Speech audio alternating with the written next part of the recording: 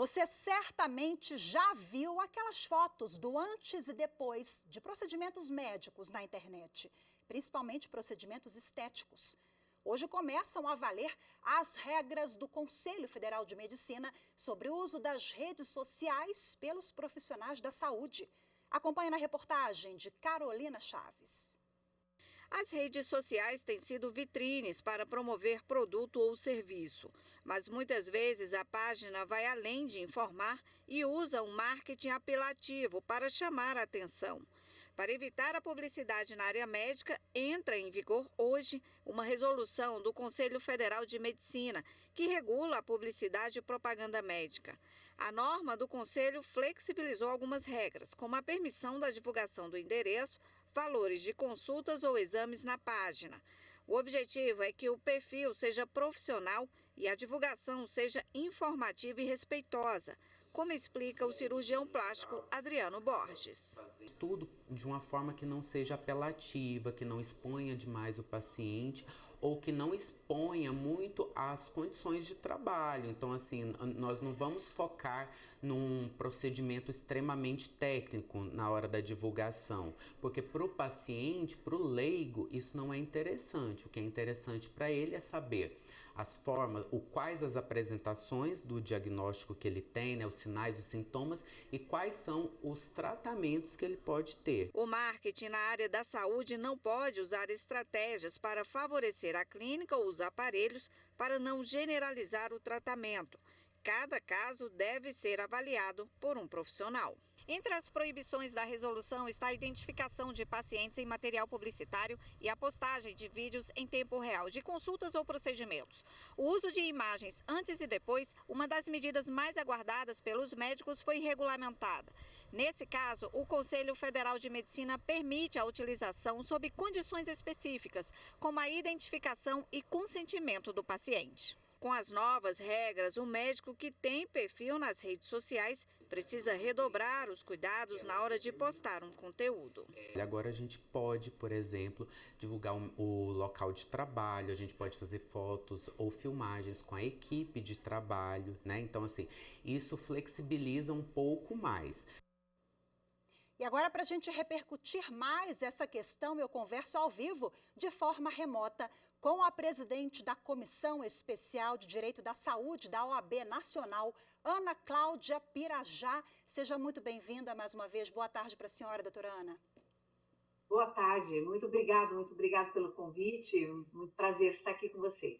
Prazer é nosso. Explica para a gente, por gentileza, qual é a diferença dessa resolução do Conselho Federal de Medicina e de leis, resoluções, decretos que já estão em vigor. É uma previsão legal a mais, só que diferente de uma lei, é isso? Isso mesmo. Nós temos que saber diferenciar o Código de Ética Médica, as resoluções que nós temos dentro do Conselho Federal de Medicina, da legislação federal, por exemplo, o Código Civil, Constituição, Código de Defesa do Consumidor, Código Penal. Então, são leis diferentes. O Código de Ética Médica e, assim, as suas resoluções emanadas pelo Conselho Federal de Medicina, elas têm esse caráter, que é um caráter moral, um caráter ético, e ela obriga o médico no exercício da profissão, né? Então, nós colocamos que quando o médico ele está lá, exercendo a profissão, né, a medicina, ele tem que respeitar as normas éticas. Se ele desrespeitar, ele pode sofrer uma sanção, pode ter uma sindicância, um processo ético, pode ser chamado a assinar um termo de ajustamento de conduta, para que ele não repita aquelas normas que ele infringiu pelo desrespeito à resolução. Doutora Ana, é uma segurança também para o consumidor, né? Para quem contrata aquele serviço, de certa forma, para o profissional e para, enfim, para todos os envolvidos, né? Sim, com certeza absoluta. A gente já tem vários casos que foram divulgados na mídia no passado, de pessoas que se submeteram a procedimentos estéticos, né? Principalmente os procedimentos estéticos, onde não tinha aquela informação das complicações que poderiam decorrer, não tinha informação do risco daquele procedimento, e a pessoa vai lá, ela dá um consentimento quase que viciado, né? Uhum. Eu acho que se eu fizer aquele procedimento, eu vou ficar tão bonita quanto aquela imagem que foi mostrada. Veja, nós temos o Código de Defesa do Consumidor, que ele estabelece de uma forma muito clara, já há bastante tempo, né, o Código de Defesa do Consumidor, onde ele estabelece que qualquer profissional, qualquer serviço, né, seja um serviço de saúde ou seja qualquer serviço que seja vendido, né, ele tem que mostrar de forma clara, eu não posso enganar o consumidor.